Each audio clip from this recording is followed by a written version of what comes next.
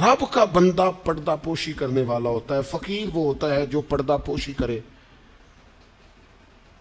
میں آپ کو بتاؤں، نجات کے لیے یہ سیاستہ کی حدیث ہے، ابن ماجہ میں موجود ہے، یہ نجات کے لیے اتنا بڑا سرمایہ ہے اور آسان نسخہ ہے کہ اخروی طور پر کامیابی، یعنی گناہ اور غلطیوں کے باوجود اللہ درگزر کر دے، کامیابی ہو جائے۔ نبی پاک علیہ الصلوۃ والسلام نے فرمایا تو دنیا میں کسی کی پردہ پوشی کر، اللہ قیامت کے دن تیری پردہ پوشی کر دے گا۔ پتہ اس کا معنی کیا ہے؟ عیب کھولے بغیر ہی رب قیامت میں معافی عطا کر دے۔ اس سے بڑا سہارا ہے کوئی؟ صرف اتنا کرو، پردے ہی رہنے دو۔ بڑا شوق ہے لوگوں کو ٹو میں پڑھنے کا، جسوسی کرنے کا، خبر لینے کا۔ اچھا، جو خبر لینی چاہیے وہ نہیں لیتے۔ محلے میں کس کی حرکتیں غلط ہیں وہ سب کو پتا ہے، لیکن بھوکا کون کون ہے، بل کس کا آیا ہے اور پریشان ہے یہ نہیں پتا، کس کے بچے کی اسکول کی فیس نہیں گئی یہ نہیں پتا، باقی غلط کون کون ہے معاشرہ سارا پتہ رکھتے۔ پردہ پوشی، اللہ کا بندہ پردہ پوش ہوتا ہے۔ فقیری نام ہی پردہ پوشی کا ہے۔ تیرے پاس لاکھوں کے راز ہوں لیکن تو نے سینے میں چھپائے ہوئے۔ فقیر اپنے کفن میں بڑے راز چھپا کے دنیا سے چلے جاتے ہیں، وہ راز کھولا۔ فقر کا بہت بڑا درجہ یہ ہے کہ تیرا دل پردہ پوشی والا ہو، اور اگر تو پردے کھولے، پردہ دری کرے، تو نبی پاک نے فرمایا جو کسی کے پردے کھولے گا وہ اپنے گھر کے اندر بھی بیٹھا ہوا تو اللہ اس کے پردے کھول کے اسے ذلیل کر دے گا۔ کیا معنی ہے؟ صاف ستھری دو ٹوک بات ہے۔ جس کا ذلیل ہونے کا دل ہو کہ میرے پردے کھل جائیں، وہ دوسروں کے کھول دے، خود بخود تیرے کھل جائیں گے۔ لیکن دوسروں کے بچوں کی باتیں چسکے لے کے کرنا اور پھر کہنا میرے بچے بدنام نہ ہوں، دوسروں کے گھر کی باتیں منہ کھول کے کرنا اور پھر خیال کرنا کہ تیرے بچوں کی کوئی بات نہیں کرے گا۔ او بھائی، اگر چاہتا ہے تیرے پردے قائم رہیں تو پھر تو بھی پردے قائم رکھ۔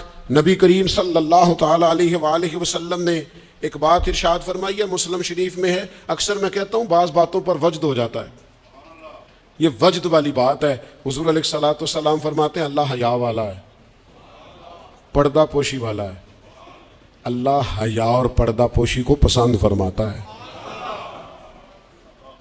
اللہ حیا والا ہے، پردے ڈالنے والا ہے۔ حیا اور پردہ پوشی کو اللہ، جو رب کا پسندیدہ بننا چاہے، ایک تو حیا کرے اور دوسرا پردے ڈالے، اس کا بھی عیب چھپائے، اس کا بھی عیب چھپائے، اس کے بھی عیب چھپائے۔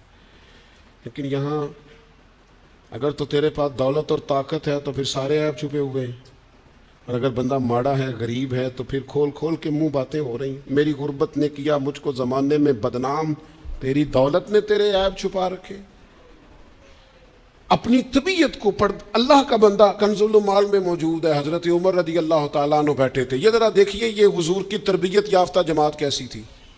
سیدنا فاروق اعظم بیٹھے ہیں، حضرت جریر ابن عبداللہ رضی اللہ تعالیٰ عنہ بیٹھے ہیں۔ ایک آدمی کی اچانک ہوا خارج ہو گئی اور اس کی آواز آئی اور بدبو پھیل گئی۔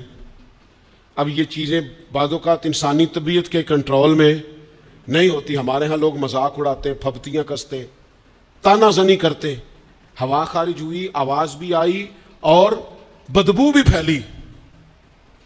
تو حضرت جریر ابن عبداللہ فٹافٹ اٹھ کے کھڑے ہوئے، حضرت عمر سے عرض کرنے لگے حضور ہم سارے جا کے وضو نہ کر رہے ہیں، ایک آدمی کی ہوا خارج ہوئی ہے، وضو ایک کا ٹوٹا ہے۔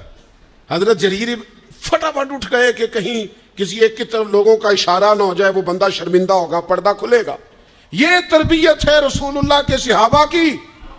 اٹھ کے کھڑے ہو کے عرض کی حضور امیر المومنین، چونکہ آپ اس وقت ہمارے ہمیں اجازت دیں، سارے وضو نہ کر آئے۔ تو وہ بھی تو حضرت عمر تھے نا۔ فرمانے لگے تو اسلام قبول کرنے سے پہلے بھی سردار تھا قبیلے کا، جریر تو آج بھی سردار ہی ہے۔ تیری باتیں سرداروں والی ہیں، تیری باتیں ذرا بڑی بڑی ہیں، تیرا دل ذرا بڑا ہے۔ تو نے جو بات کی ہے وہ بڑے لوگ کیا کرتے ہیں، پردہ پوشی بڑے لوگ کرتے ہیں، کسی کو شرمندگی سے بڑے لوگ بچاتے ہیں۔ کسی شخص کا گردن نہ جھکے، یہ بڑے لوگوں کا کام ہے، بڑے لوگوں کا۔ وہ گردنیں جھکا کے راضی نہیں ہوتے، وہ کسی کو عزت دے کے راضی ہوتے. تو بڑا آدمی ہے لہذا تو نے بڑی بات ہی کر دی ہے.